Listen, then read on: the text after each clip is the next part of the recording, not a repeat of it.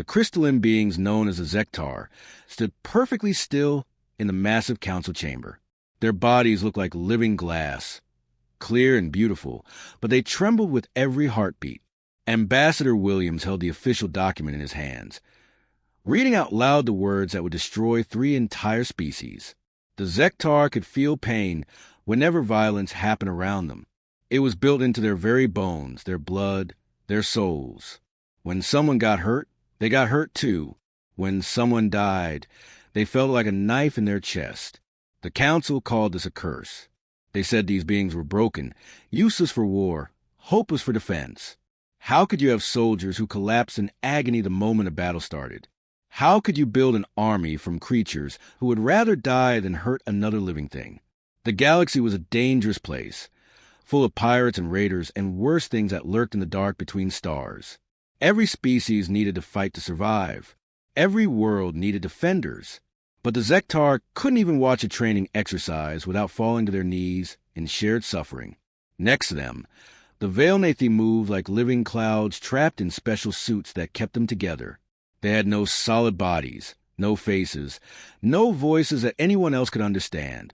Instead, they spoke through smells and chemicals, releasing tiny particles that created amazing rainbow patterns in the air around them. When they were happy, the colors danced like fireworks. When they were sad, the patterns drooped like wilting flowers. When they were angry, the chemicals turned sharp and bitter, making everyone nearby step back. But nobody in the council cared about their beautiful language. Nobody wanted to learn what the colors meant. The politicians and generals just saw problems. These beings needed special air to breathe, special rooms to live in, special everything. They couldn't survive on normal worlds. They couldn't work in standard buildings. They couldn't even exist in the same space as most other life forms without expensive equipment. The Council's report called them logistically impossible and economically unfeasible. In simple terms, they caused too much trouble to keep alive. The third group, the Kethmori, looked like giant insects with 6 legs and wings that buzzed when they got nervous. Right now, they were very nervous. They clicked and chittered to each other in their own language, knowing their fate was sealed. Their crime was living too fast and dying too young. While other species lived for hundreds of years, the Kethmori barely made it to 30. While other species had 1 or 2 children after decades of careful planning, the Kethmori had dozens of offspring every few years. The galaxy saw chaos in this rapid life cycle. The Kethmori population went up and down like a roller coaster. One year there might be millions of them. The next year only thousands. Their entire civilization changed every generation. Their leaders died before they could finish long-term projects. Their workers retired and died before they could train replacements properly. Other species found it impossible to make treaties or trade deals with beings who might not exist by the time the contracts were supposed to end. Admiral Thompson sat in the human section of the chamber, watching this cosmic trial with growing anger. He had fought in wars across 3 star systems. He had seen battles that lasted years and cost millions of lives. But this felt worse than any battlefield. This was 3 entire species being sentenced to death, not for any crime they had committed, but simply for being different. The council chamber itself seemed designed to make the outcasts feel small and unwelcome. The ceiling stretched up so high it disappeared into shadows. The walls were made of cold metal that reflected no warmth. The council members sat on raised platforms, looking down at the 3 species like judges pronouncing doom. Their voices echoed off the hard surfaces, making every word sound final and absolute. Williams finished reading the exile order. The Zektar would be sent to the empty regions beyond the spiral arm, where their pain sensitivity wouldn't matter because there would be no one left to hurt. The Veilnathi would be relocated to gas giant moons, isolated and forgotten. The Kethmori would be given a handful of barren worlds where their population swings couldn't affect galactic markets. It was exile disguised as mercy. Everyone in the chamber knew the truth. These 3 species would slowly fade away and die in the cold emptiness of space, far from the light and life of galactic civilization. The council would mark them as relocated in their official records and never think about them again. Thompson watched the 3 groups accept their fate with quiet dignity. The Zektar stood straight despite their pain. The Veilnathi's colors had faded to sad blues and grays. The Keth Mori had stopped their nervous clicking and stood in silence. 3 civilizations that had traveled between stars, built cities, created art and music and poetry, were being thrown away like broken tools. The human admiral made a decision that would change everything. Admiral Thompson stood up from his seat, so fast that his chair scraped against the metal floor. The sound echoed through the silent chamber like a gunshot. Every council member turned to stare at the human delegation. The 3 condemned species looked up with the last flicker of hope in their eyes. Earth volunteers to provide sanctuary for all 3 species, Thompson announced, his voice carrying across the vast chamber. The words hung in the air like a challenge thrown down before kings. The reaction was immediate. Counselor Vex, a reptilian creature with scales that shifted from green to angry red, let out a sound that might have been laughter if it wasn't so cruel. "The humans speak without wisdom," he hissed, forked tongue flicking out to taste the air. "Your species has been part of this council for barely 50 years. You understand nothing of the complexities involved." Ambassador Davis stepped forward to stand beside Thompson. His diplomatic training told him to be careful, to use soft words and political language. But looking at the 3 doomed species, he threw protocol out the window. "We understand enough," he said simply.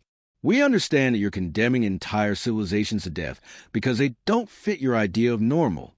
The chamber erupted in protests. Species from across the galaxy stood up, their various forms of communication creating a cacophony of sound. Some roared, some chirped, some made sounds humans had no names for. But the message was clear. Humanity was making a terrible mistake. Counselor Prime Thane, whose people had led the galaxy for over 1,000 years, raised one massive claw for silence. His voice rumbled like distant thunder. "Young humans, your compassion blinds you to reality. These species require resources you cannot provide. The Zektar need environments free from all violence, including natural predation. The Veilnathi require atmospheric conditions that would kill most other life forms. The Keth Mori produce population swings that would destabilize entire star systems. You offer charity you cannot afford." Davis felt the weight of the entire galaxy's skepticism pressing down on him. Behind the council members, holographic displays showed the mathematical projections. The cost of supporting 3 defective species would bankrupt smaller civilizations. The logistics alone had defeated empires with 1,000 times humanity's resources. But he thought about Earth's history, about all the times his own species had been written off as impossible, unsuitable, or too different to survive. "Maybe we can't afford it," Davis admitted. "Maybe we'll fail. But we're going to try anyway, because that's what humans do. We don't abandon people just because they're different." The Zektar Elder, whose name translated roughly to Bright Song, stepped forward. Her crystalline form caught the chamber's light and threw it back in brilliant patterns.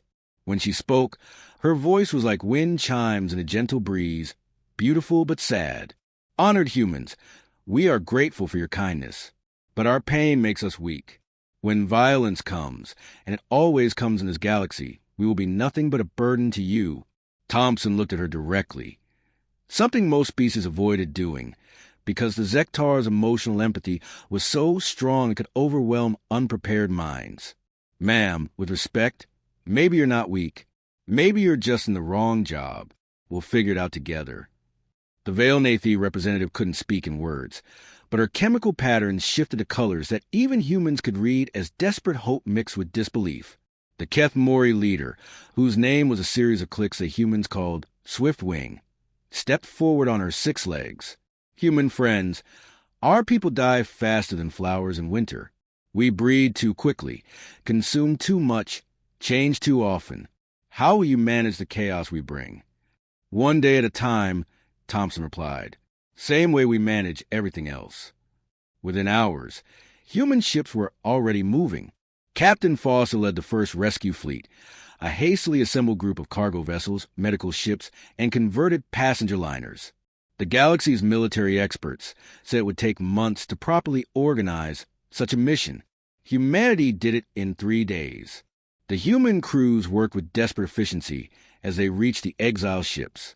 Engineer Blake jury-rigged atmospheric systems to keep the Veilnathi alive during transport. Dr. Phillips developed rapid treatment protocols for Zektar stress fractures caused by the trauma of exile. Logistics Officer Roberts somehow found space for 60,000 Kethmori refugees across 17 different ships. As the rescue fleet prepared to jump back to human space, Foster opened a communication channel to the Council. "This is Captain Foster of the Earth Rescue Fleet. We have successfully retrieved all 3 refugee populations. No casualties, no incidents. We're heading home now." The silence from the Council lasted a full minute. When Counselor Thane finally responded, his voice carried something that might have been respect. "Good luck, humans. You will need it." Foster looked at his screen, showing thousands of rescue beings, all heading toward an uncertain but hopeful future. "Sir, I think luck is exactly what we make it." The ships jumped to hyperspace, carrying 3 condemned species toward their new home among the stars. 6 months after the rescue, Governor Collins stood on the observation deck of New Haven Station, watching something the galaxy had declared impossible. Below him, 3 worlds spun in perfect harmony, each one designed not to change a refugee species, but to let them be exactly what they were. The first world belonged to the Zektar. Dr. Phillips had worked with their healers to create something unprecedented, a completely peaceful planet. No predators hunted prey in the forests. No storms brought destruction from the skies. Even the plant life had been carefully selected to grow without competing violently for resources. The Zektar walked freely across crystal gardens and singing meadows, their forms glowing with contentment instead of pain for the first time in generations. But humanity didn't just give them a safe place to hide. Administrator Bell discovered that the Zektar's pain response was actually a sophisticated early warning system. When tensions began to rise anywhere on the planet, the Zektar felt it instantly. They could sense when colonists were getting frustrated with each other, when technical problems were about to turn into arguments, when small disagreements might explode into real conflicts. "They're like living barometers for trouble," Bell explained to the Council's inspection team via hologram. "Yesterday, the Zektar in Sector 7 started showing distress signals. We investigated and found a water treatment plant that was about to fail. The stress from the engineering team was so intense that the Zektar felt it from 50 miles away. We fixed the problem before it became a crisis." The second world housed the Veilnathi, and it was unlike anything anyone had ever seen. Engineer Bradley had worked with them to create floating cities that drifted through carefully controlled atmospheres. The Veilnathi didn't need solid ground or fixed buildings. They needed air currents and chemical gradients, pressure zones and temperature layers. What the galaxy had seen as impossible logistics, humanity saw as the most advanced atmospheric engineering in known space. The Veilnathi could read air composition like humans read books. They could predict weather patterns weeks in advance. They could detect toxic gases in concentrations so small that machines couldn't measure them. "Watch this," Bradley said to the amazed inspection team. He released a tiny amount of methane gas into the air, so little that it barely registered on scanners. Within seconds, the Veilnathi nearest to him shifted colors from peaceful blue to warning orange. Their chemical communications rippled outward like waves, alerting every Veilnathi on the planet to the contamination's exact location and composition. "They're turning terraforming from a centuries-long process into something we can do in decades," Bradley continued. "They can fine-tune entire planetary atmospheres like musicians tuning instruments." The third world was perhaps the most remarkable of all. The Kethmori had been given a planet where their rapid life cycle wasn't a problem, but a superpower. Professor Anderson had established research stations where Kethmori scientists could conduct multi-generational studies in the time it took other species to write a research proposal. "Traditional science moves slowly because we live so long," Anderson explained. "We're cautious, methodical, afraid to make mistakes because we have to live with them for centuries. But the Kethmori don't have that fear. They can test a theory, see the results, adapt, and test again all within a single generation." A young Kethmori researcher named QuickMind had just solved a quantum physics problem that had puzzled galactic scientists for 200 years.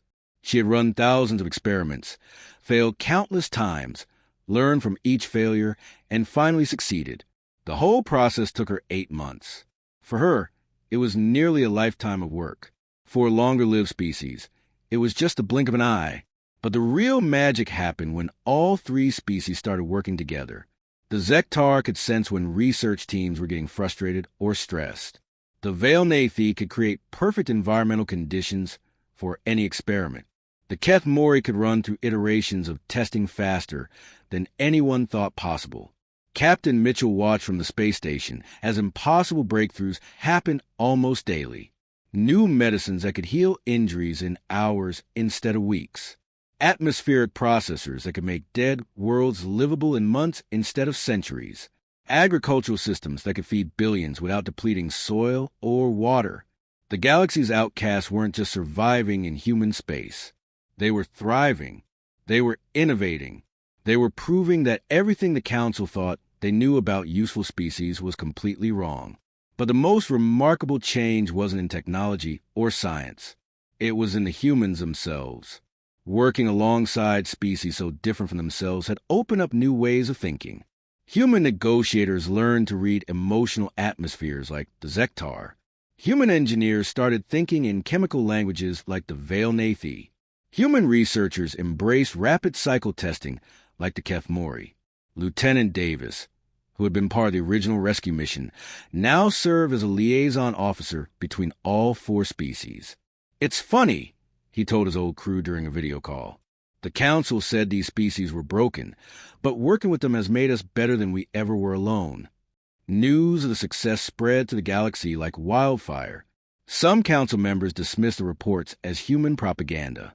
Others began to quietly wonder if they had made a terrible mistake. But most simply refused to believe that such rapid progress was possible.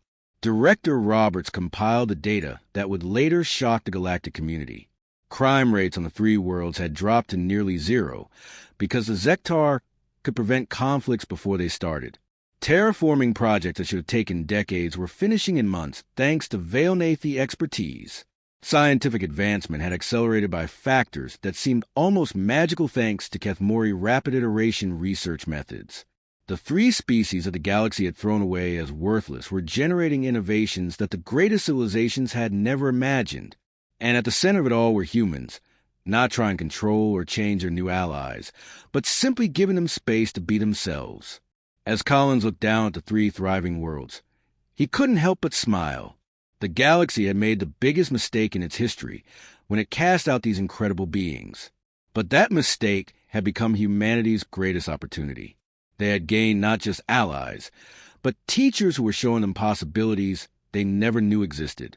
The real test, however, was still coming. The emergency signal reached Admiral Thompson at 3 a.m, ship time. The message was short and desperate.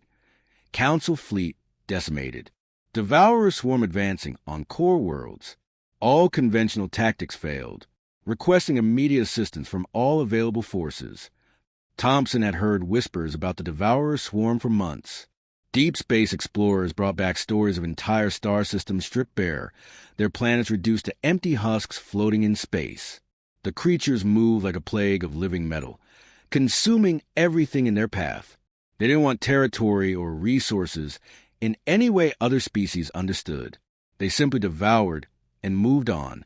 The Council's best military minds had studied the threat for weeks before launching their counterattack. They sent their finest ships, their most experienced commanders, their most advanced weapons. The battle lasted 6 hours. The swarm barely slowed down. Captain Mitchell was pulling on his uniform when the fleet-wide announcement came through the speakers. "All hands to battle stations. We are moving to engage the Devourer swarm. This is not a drill."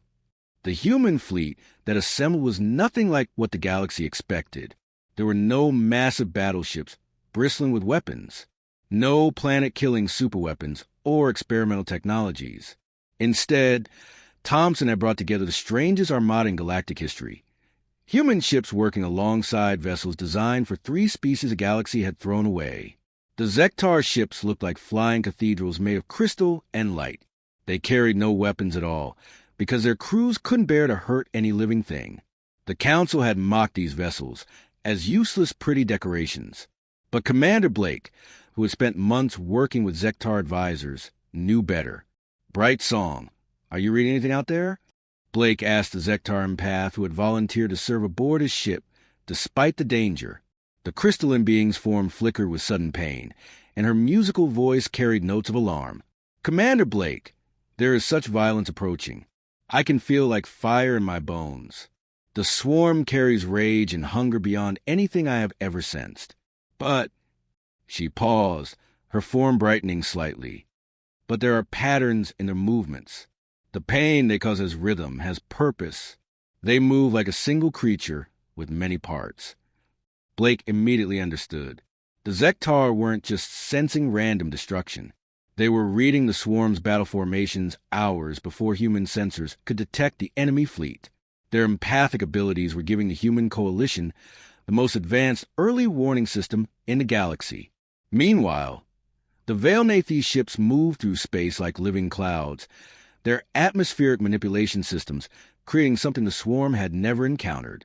Engineer Phillips worked directly with Veilnathi atmospheric specialists, watching their chemical communications paint rainbow patterns across his ship's bridge. The swarm ships have no shields, Phillips reported to Thompson. They rely on thick metal hulls and rapid self-repair systems. But if we can get the right chemical mixture into their ventilation systems, the Veilnathi had already thought of it. Their atmospheric engineers were producing compounds that would corrode swarm metal faster than their repair systems could work. What looked like harmless colored gas to human eyes was actually the most sophisticated chemical weapon ever created, designed by beings who spoke in smells and thought in atmospheric pressures. The third part of humanity's secret weapon came from the Kethmori rapid response teams. Lieutenant Davis watched in amazement as Kethmori engineers modified human weapon systems in real time. Their short lifespans meant they didn't waste time on lengthy testing protocols or careful deliberation. They tried things, failed fast, learned quickly, and tried again. Human Davis clicked Swiftwing, the Kethmori technical leader. Your weapons fire too slowly. Swarm ships repair damage faster than you can cause it. But if we modify the firing sequence, increase the rate, create sustained bombardment patterns. Her six-limb form moved like lightning across the engineering stations, rewiring systems with speed that made human technicians dizzy to watch. What should have taken weeks of careful engineering, she accomplished in hours through pure rapid iteration innovation. When the swarm finally arrived, they found something completely unexpected. The human fleet didn't charge forward like every other military force they had consumed. Instead, they moved in careful coordination, guided by intelligence no conventional military possessed. The Zektar empaths felt the swarm's attack patterns before they formed, giving human commanders minutes of advance warning for every enemy move. The Veilnathi atmospheric specialists created chemical barriers that ate through swarm hulls like acid through paper. The Kethmori rapid response teams adapted human weapons systems faster than the swarm's evolution could keep up. Captain Foster led the final assault, watching his tactical display show something that shouldn't have been possible. The swarm, which had consumed entire civilizations, was retreating. Their repair systems couldn't cope with the chemical attacks. Their coordination broke down under the constant anticipation of their moves. Their adaptation protocols couldn't match the rapid innovation of short-lived beings who treated failure as just another step toward success. All ships, pursue but do not press, Thompson ordered. Let them run. Let them remember what happens when they attack people under human protection. The swarm fled back into the dark space beyond the galaxy's edge, defeated not by superior firepower, but by cooperation that turned supposed weaknesses into incredible strengths. The beings of the galaxy had cast out as broken and useless had just saved civilization itself. As the human fleet regrouped, Thompson looked at the reports flooding in. 0 human casualties, minimal ship damage, complete tactical victory against an enemy that had destroyed everything else in its path. The 3 defective species hadn't been saved by humanity. They had saved the entire galaxy, with human support making their unique gifts possible. The real battle, however, was just beginning. Now they had to convince the galaxy that everything it believed about strength and weakness was wrong. The council chamber looked completely different when Ambassador Davis walked in 6 months later. The same cold metal walls and towering ceiling were there, but the atmosphere had changed entirely. Where once the three refugee species had stood as condemned prisoners, now they sat as honored guests. The galaxy's most powerful leaders, who had once dismissed them as worthless, now waited eagerly to hear what they had to say. Counselor Thane, the massive reptilian leader who had laughed at humanity's offer to help, now sat quietly with his scales a respectful shade of deep blue. His empire had been next in the swarm's path. Without the human coalition's intervention, his homeworld would have been stripped bare like all the others. The floor recognizes Ambassador Davis of Earth, Thane announced, his rumbling voice carrying none of its former arrogance. Davis stepped forward, flanked by representatives from all three refugee species. Bright Song's crystalline form caught the chamber's light and scattered it in peaceful patterns. The Veilnathi delegate, whom humans had nicknamed Rainbow, swirled in her atmospheric suit, her chemical communications painting hopeful colors in the air around her. Swift Wing clicked softly, her 6 legs carrying her with the quick, efficient movements that had helped revolutionize galactic engineering. 6 months ago, you told us these species were broken, Davis began. You said they were too weak, too expensive, too different to survive in our galaxy. You were wrong about everything. He activated a holographic display that filled the center of the chamber. The images showed the battle against the Devourer's swarm, but not from the perspective anyone expected. Instead of focusing on human ships and human tactics, the display highlighted the crucial contributions of each refugee species. The Zektar didn't just warn us about the swarm's attacks, Davis continued. They revolutionized how we think about conflict itself. Bright Song's people have established peace monitoring stations across 12 star systems. Crime rates have dropped by 90% wherever they work, because they can sense violence before it starts and help communities solve problems before they explode. The chamber watched in stunned silence as the display showed Zektar mediators working with human diplomats on worlds that had suffered from centuries of civil conflict. The crystal beings helped identify the root causes of anger and pain. They couldn't stop people from feeling frustrated or scared, but they could help communities address those feelings before they turn violent. Governor Bell's voice came through the speakers from New Haven Colony. We haven't had a single act of violence in our settlements for 4 months. Not because we're perfect, but because the Zektar help us be better versions of ourselves. Davis switched the display to show the Veilnathi worlds. What had once looked like impossible logistical challenges now appeared as the most advanced atmospheric engineering projects in the galaxy. Entire planets were being terraformed in months instead of centuries. The Veilnathi don't just manipulate atmospheres, Davis explained. They think in 3-dimensional chemistry. They can design air that promotes healing, atmospheres that increase crop yields, environmental conditions that make other species healthier and happier. Engineer Phillips estimates that Veilnathi atmospheric design will reduce disease rates across human space by 60% within the next 5 years. Rainbow's chemical patterns shifted to proud golds and silvers, her colors speaking to those who had learned to read her language. Human atmospheric engineers now work side by side with Veilnathi specialists, creating worlds that seem to breathe with life itself. The third part of the display focused on the Kethmori rapid development projects. What the galaxy had seen as chaotic population swings, humanity had recognized as the fastest adaptation rate of any known species. Professor Anderson's research teams were making breakthroughs every week. Traditional research takes decades because we're afraid to fail, Davis said. The Kethmori aren't afraid of anything because they don't have time to be afraid. They try. They fail, they learn, they try again. A Kethmori researcher can run through 100 variations of an experiment in the time it takes other species to plan their first test. Swift Wing stepped forward, her rapid clicking translated by the chamber systems. Human friends gave us not just life, but purpose. Our short time no longer curse, but gift. We create fast, we discover fast, we solve problems fast. Together with human patience and long planning, we make impossible things possible. The real shock came when Davis presented the coalition's formal proposal. We're not asking you to change your minds about standards or requirements, he said. We're asking you to expand your definition of what strength looks like. The holographic display, showed a new kind of galactic organization. Instead of rigid military hierarchies and standardized protocols, it featured flexible networks where every species contributed their unique abilities. Zektar empaths would serve as the galaxy's conscience, preventing conflicts before they started. Veil-Nathi atmospheric engineers would heal damaged worlds and create new ones. Keth Mori rapid response teams would accelerate innovation across all fields of science.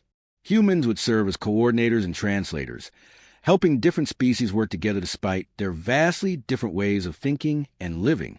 President Walker's image appeared on the main screen, broadcasting from Earth. The galaxy cast out 3 species because they were different. We took them in because they were different. The choice you made today will determine whether our galaxy grows stronger through diversity or continues to weaken itself by throwing away anything that doesn't fit a narrow definition of normal. The vote was unanimous. For the first time in galactic history, the Council chose inclusion over exclusion, cooperation over conformity. The 3 species that had been sentenced to death became the foundation of a new kind of civilization, one where being different wasn't a curse, but a contribution. The galaxy would never be the same.